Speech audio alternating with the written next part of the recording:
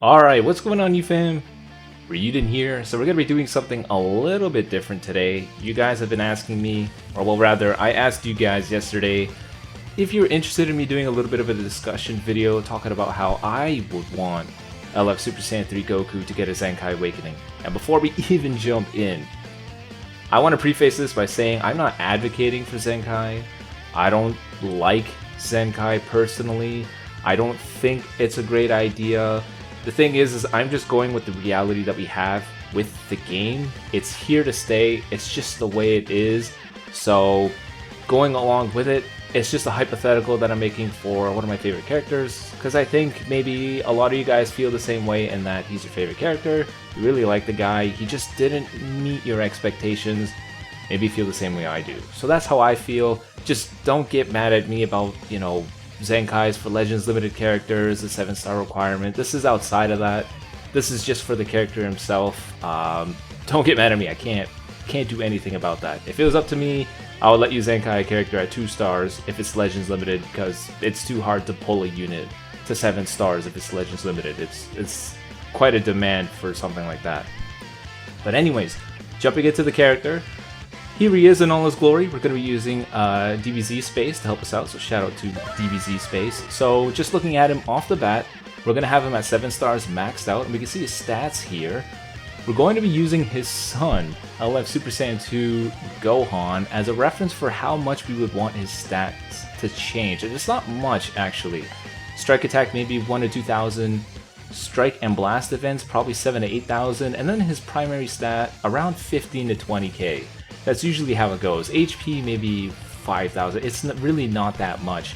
So we can see here, for the Gohan himself, in his base form, in his Zenkai form, his stats do not jump much, mainly because he's already a very, very strong unit, and with the introduction of his new passives, he didn't need much. It's the same idea with this Goku.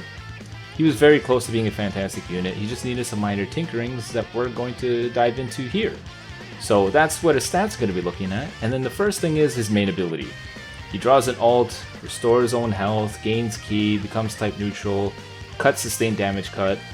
His main ability is the example of, like, I kind of call it the holy trinity of a main ability, where you want to gain ki, you want to draw a card, and get some form of a buff, really. And he gets all those things. He gains ki and some health, he draws an ultimate card, and he gets a new buff, which is really him just cutting sustained damage cut, but I still think he could use some work. Not much, but this is how he would change it. So I have a Word document here of what the things I would change. I have them mainly bolded, so here we go. We're going to change his Nullify Own Unfavorable Element Factors for 3 timer counts to 7.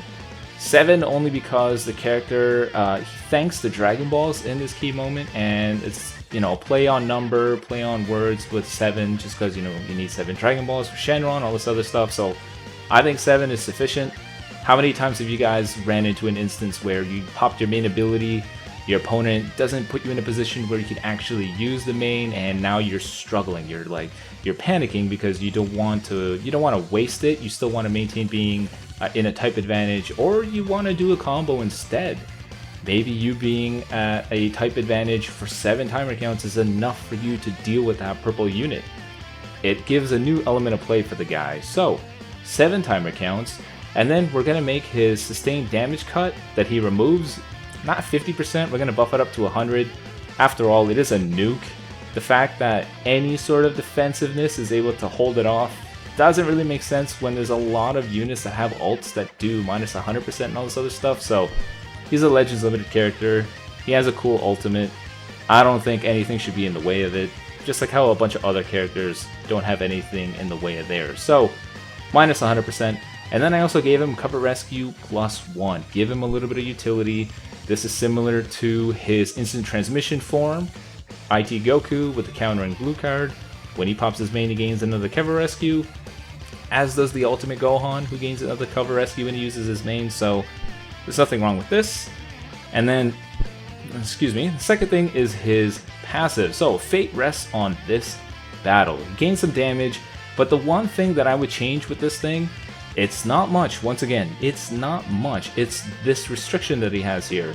It needs 40 timer counts to pass. I don't think that is a reasonable thing to have for the character. I would assume that the developers are thinking 40 timer counts is about mid-game, and that's when you want this character to be able to, you know, get the train going, get the gears rolling. Get the guy to start doing some more damage and all this other stuff. But 40 timer counts in this current meta feels like the late game. I mean, we got Rising Rushes flying out in 10 timer counts, people doing ultimates in 10 timer counts, people getting one combo to death. Like, there's no room for 40 timer counts for a character to be fully powerful. There's no, it's ridiculous. Time gated passives don't make any sense when there are so many other characters that will just show up in the battlefield and be as strong as they need to be. It doesn't make any sense, let alone for a Legends limited character. So bye-bye, we're getting rid of that.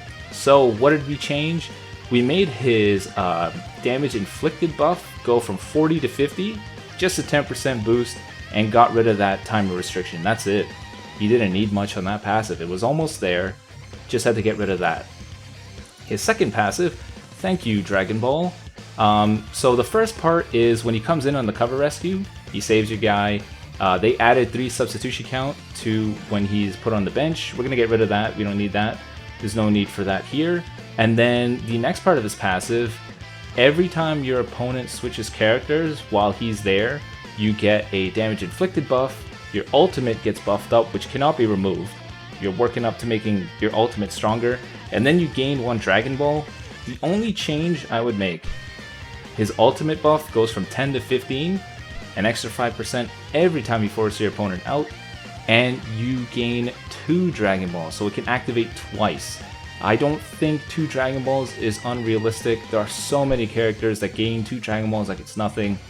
Demon King Piccolo's main, the Ginyu controlling Goku's main ability.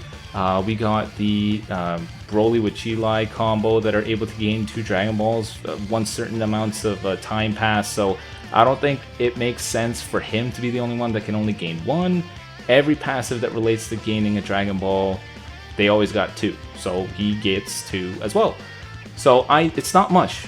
Once again, it is not much. It's minor tinkerings here.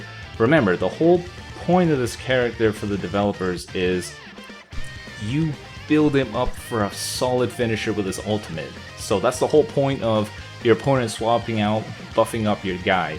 That was the whole idea. You constantly force switches, you get your ultimate stronger, but 10% isn't enough. I don't think it's enough. 15% seems more reasonable after all, just because how many switches can you possibly force before the match is already over? Matches get decided with 1 Rising Rush, 1 guess, 1 combo, so there's not that much room to keep flipping characters out. So 15%, try to rev it up as much as you can.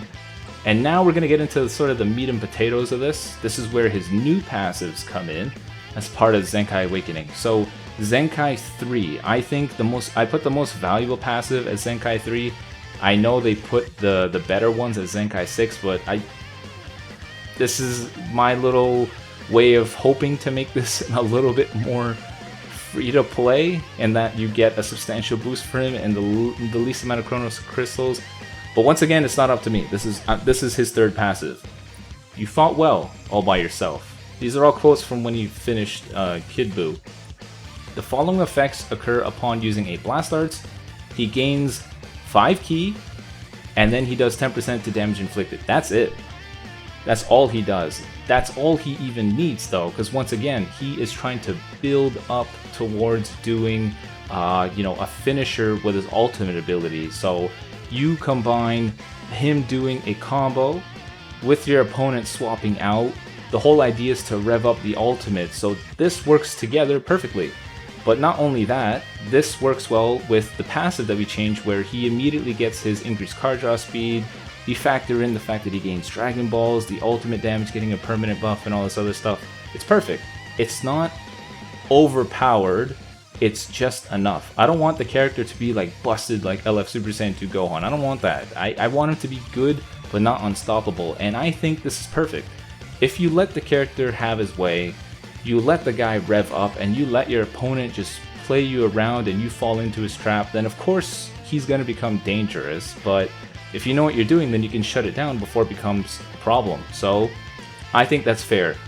The passive is borrowed from the Dragon Fist Kid Goku, whose ultimate goes up, and he gains a little bit of ki every time he uses a strike card, so it's perfect for Blast Art for the guy. You don't need much.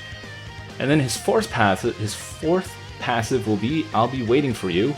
Once again, another quote from when he finished off Kid Buu. Plus 20% to damage inflicted every time this character defeats an enemy, so once again, you nuke your opponent, you finish him out, or you Rising Rush them because you got a super quick one because you kept forcing him out with his Dragon Ball passive, his increased card draw speed, all this other stuff. You reap the benefit of it. You gain a permanent plus 20% to damage inflicted. I think it's perfect. Benefit from it, make yourself stronger. Kind of ties in with that moment in the show too, because that's when Dende wished for him to get his powers back, so I don't know, kind of fits the theme. Fits making the character better, but also not OP.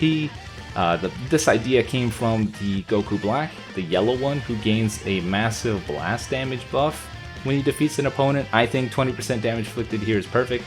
And then he heals a little bit too, because once again, he had his powers restored as part of a wish. I think it's perfect. And then that's going to be it for passives. I think it's fair. I don't think it makes him busted. I think it makes him much, much better. Because think about, you know, try to imagine a scenario. You gain priority once you bring the guy in. It's perfect. You start off with 50% extra damage. Your opponent swapped out. Now you have 85% to your ult already. And then what? You're going to do a combo and maybe using a deck with maybe 5 strike, 7 blast. You're probably going to get 3 blast arts in that whole thing. Guess what? That's 115% to your ultimate damage with the 3 blast arts that you did there, and then the ultimate itself gains 50% to when you use it, so that's 165%. I think that's a huge amount, more than enough to take care of somebody, especially if you maintain yourself being type neutral, and even better is if your opponent has the same damage cut, it doesn't matter. Your main ability would take care of it, so there you go, it's perfect.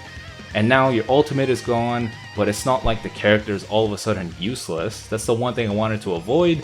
I didn't want it to be that all of a sudden, he sucks. He's a one-shot wonder. All we wanted from the dude was he's just a nuker and then he's crap. That's it.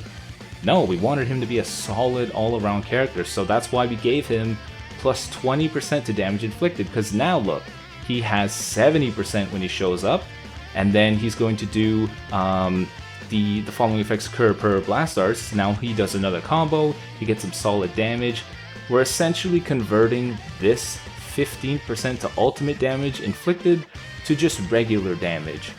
You don't want it to be that you nuke him and he can't do anything afterwards. That's lame. You want an all-around character, so I think that's perfect. Once again, not busted, very good.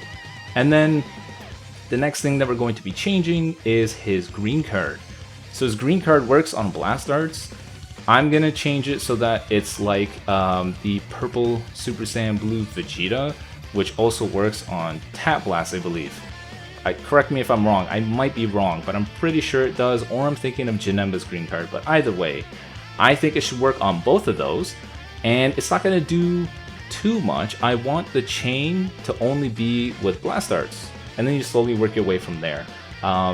Why only blast arts? Well, as you may know, when you do a combo like that, you're always put into long range. So what usually happens is you do your counter, you're gaining priority, you do blast arts. Well, now you have to do a second blast arts to get to mid range, and then you have to do a third one to get up close, and then do your charge step and all this other stuff. So I think it's a super beneficial but not too easily exploitable thing that you can do there. I think that makes it much better but not OP.